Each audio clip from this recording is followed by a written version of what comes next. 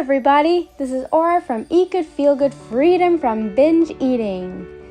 Our expert coaches are going to take you through a journey of client success stories, sample coaching sessions, and we are going to give you the best tips and tricks on how to stop binge eating and lead you on a path towards your best health, weight loss success, joy, and happiness. We are so delighted that you're here listening to our podcast right now in this moment. So without further ado, let's go!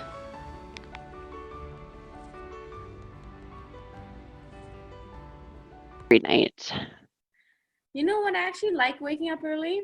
I think Me it's too. easier when you do it every day than when you do it Totally. here and there. Yeah, for sure. Yeah, I'm super used to it now, so it's no biggie. It's just that it sucks when like you want to go out with your friends to do anything past like 8, you're like so tired. Yeah, I know. But But you don't yeah, work I got weekends, right? no, no. Okay. So did you Yeah. have another look at the food plan? No, I was just saying I have to look at that. Are you talking to me? Oh, where'd you go?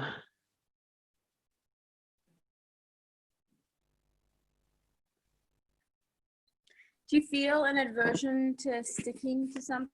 Do you feel like it's not a help, but it's more of a prison versus eating what you want when you want to? Yeah, I guess so. Maybe a bit. There's like some control.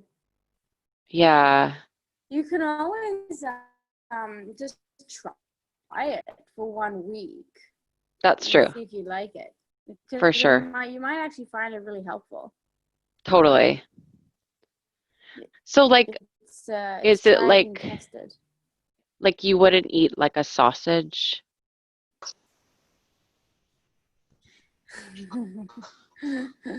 No? Well, sausages are super high in fat.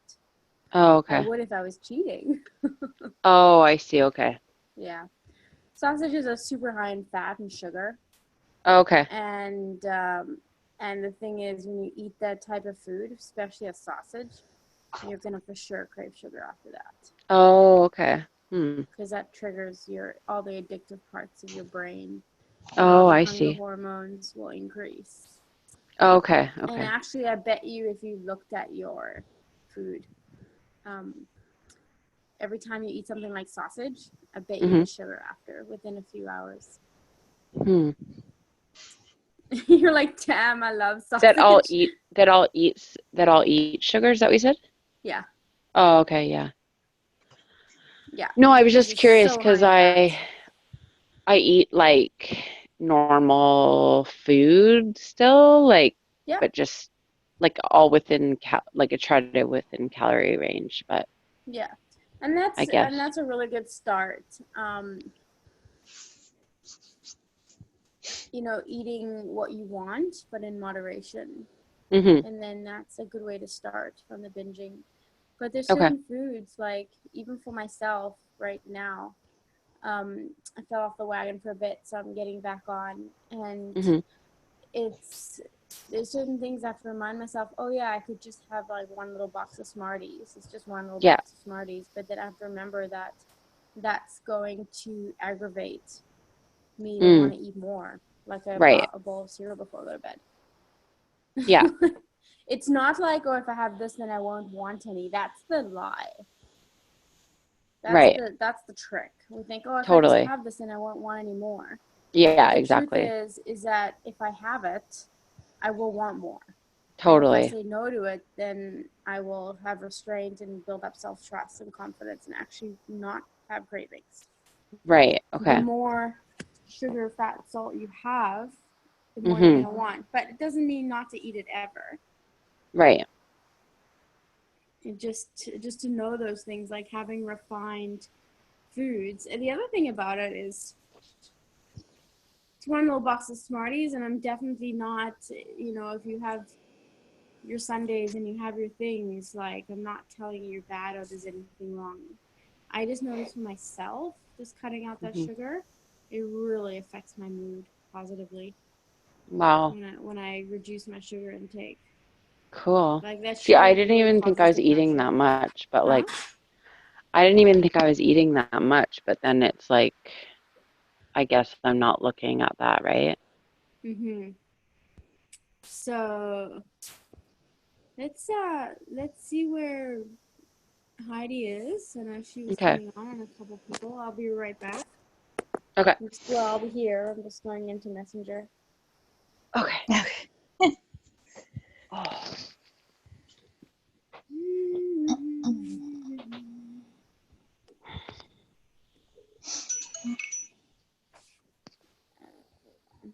Maybe she fell asleep. No, I'm right here. Oh, I didn't see you. That's okay. Yeah, I came on while she was talking, so I didn't interrupt or anything. Okay, so you heard what I said Yep. Yep. about sugar, I was fat, and listening. salt making you want more sugar, fat, and salt. And Yeah. you know, you say it's one little chocolate bar, but it's not one little chocolate bar because that makes you crave more.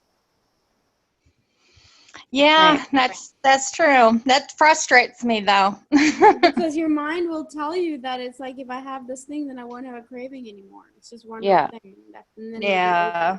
Then it'll be over after I have this It chocolate feels bar. like a punishment to me. Yeah, it'll Yeah. be over after I have this chocolate bar. And then you're like, oh my God, how did I eat like a chocolate bar and a ice cream and a piece of cake and a piece of pie? Mm-hmm. It was supposed to be over after one chocolate bar. What Right. happened? Yeah. What happened is that you started with one chocolate bar. And that stimulated all the receptors in your brain that gets a high off that sugar. And then it said, I want more. So do you not eat any sugar? Oh Or no, I I mean, do. I do. okay. I keep it in moderation. Actually, I guess I've been lucky. That sugar wasn't something I binged on in my binging time, like Okay. years. It wasn't Mhm. a thing. It was like the fats was a big thing for me. In Okay. the last few years, I noticed the sugar's been creeping up on me just because, I don't know, it just has. So I try Mhm. and keep it in moderation. But now that I've gotten off track a bit, so I'm getting myself back on. Mhm. And now that I'm cutting it out, I notice my mood is a lot better.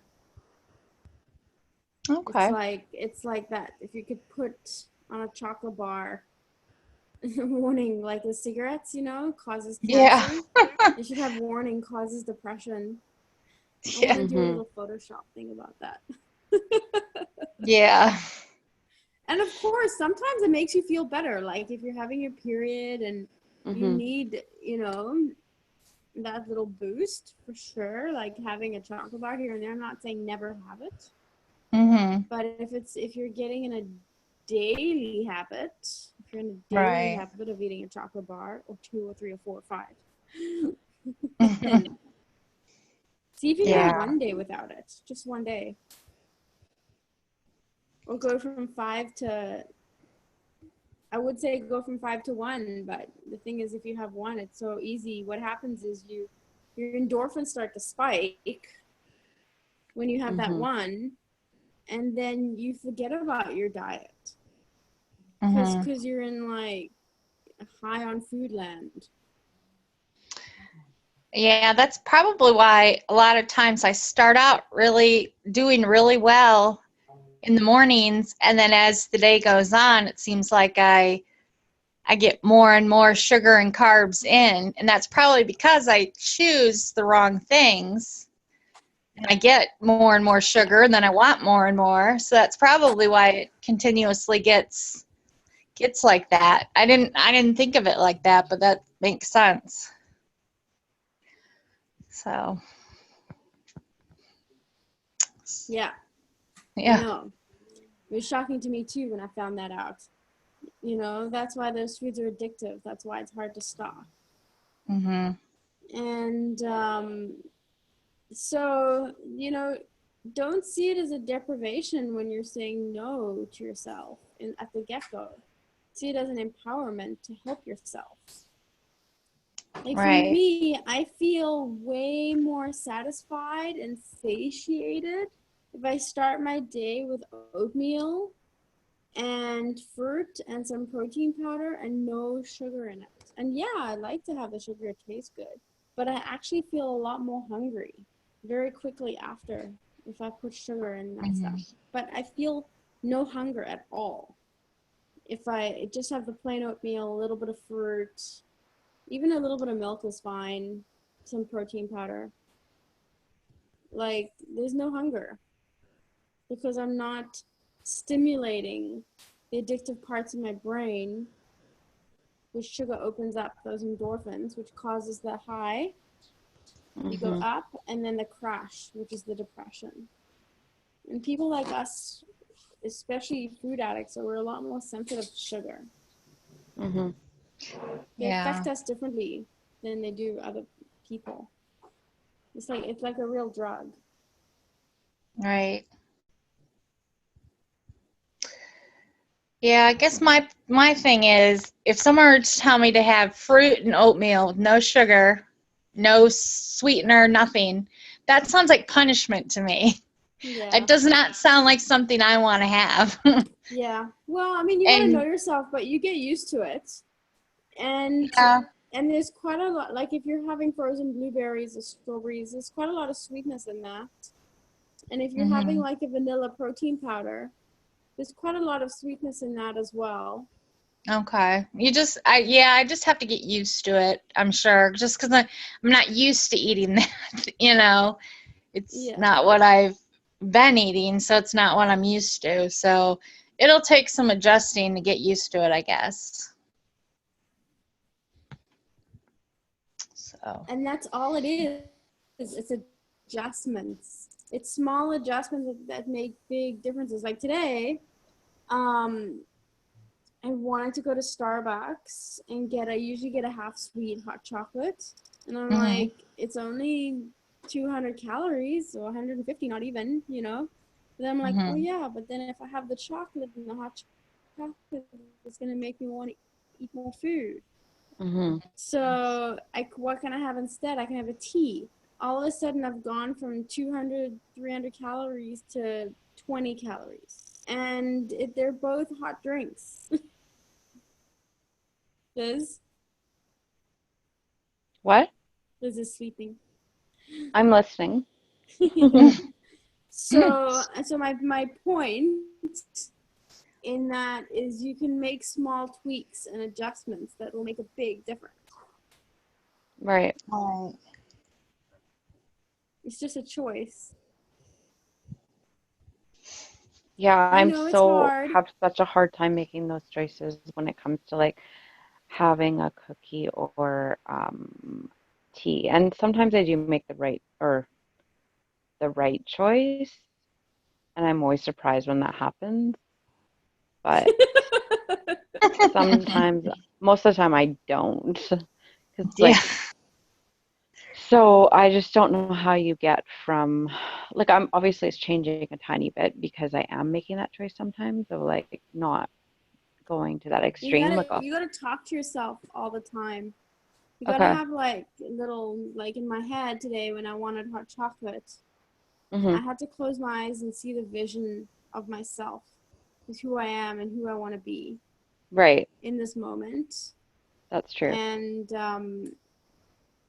yeah, and that's why I chose. I could have, but I didn't tell myself I couldn't have hot chocolate. Mm-hmm. See, that's the difference, and that's in the past that would have led to binging. Right. If you phrase it as you can have hot chocolate if you want, or you can have tea, and then I do a check-in, like which one feels better. Right. Right now in this moment. Mm-hmm. That's when I have those winning moments, and sometimes I give into and I eat shitty food. Totally. Sure. But it's just about being as conscious as possible. Right. See, feel like I'm a lot more conscious now. Yeah. Where I feel like I know what I'm doing. I'm like, okay, like I was in a meeting and I was like, before it would just be like a daze. I would just be like, yeah, going for it. I wouldn't even consider a tea, but I was like, I'm gonna have a cookie and a tea. And then I was like, just some days I do, some days I don't, and so I feel like that way and like even when, I was having a really hard day and I'm like, I'm going to eat some like sweet. And I knew it was directly because I had feelings I didn't like, which I wouldn't normally recognize. Yeah. I mean, a treat here and there is not bad if it makes you feel better if you have a hard day. But if you are having a Sunday every day, Hmm. that's Yeah, like you're gonna gain 1 pound a week from that. right. Totally. And you're not gonna feel better No. after. Oh God, no, I wouldn't at all. Yeah. Heidi, Yes. so tell me what you feel like after you binge. Oh, a lot of guilt.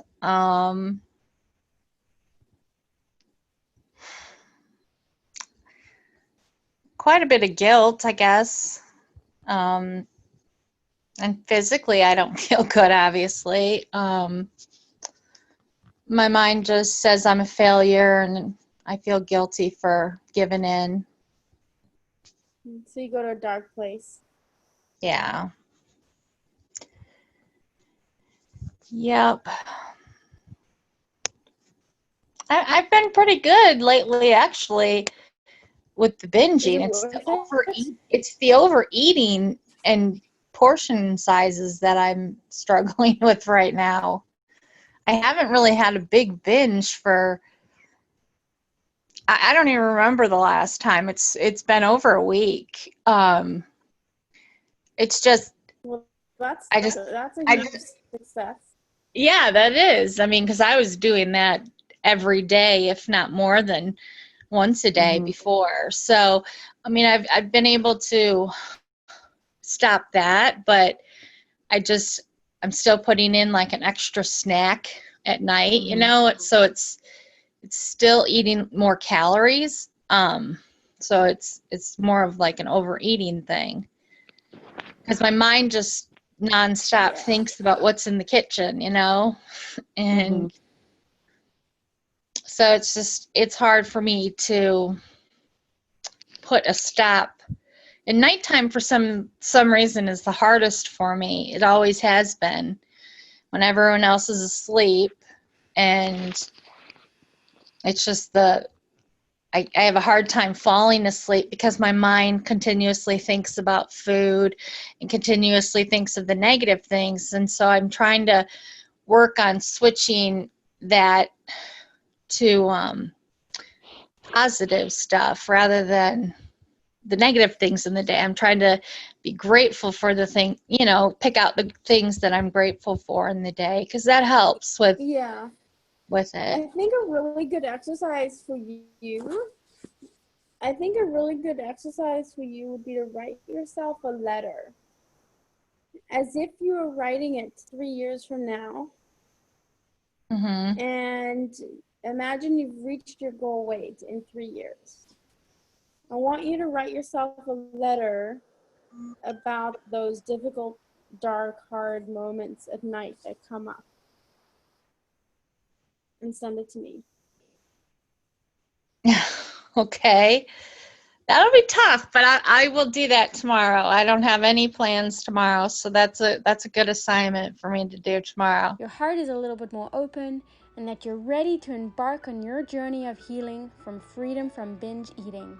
If you'd like support, help, and coaching from one of our expert coaches, please go to eatgoodfeelgood.ca and sign up for one of our amazing coaching programs to help you personally on your journey, grow, transform, and become the best version of you. Live your happiest life. Love you guys. Bye.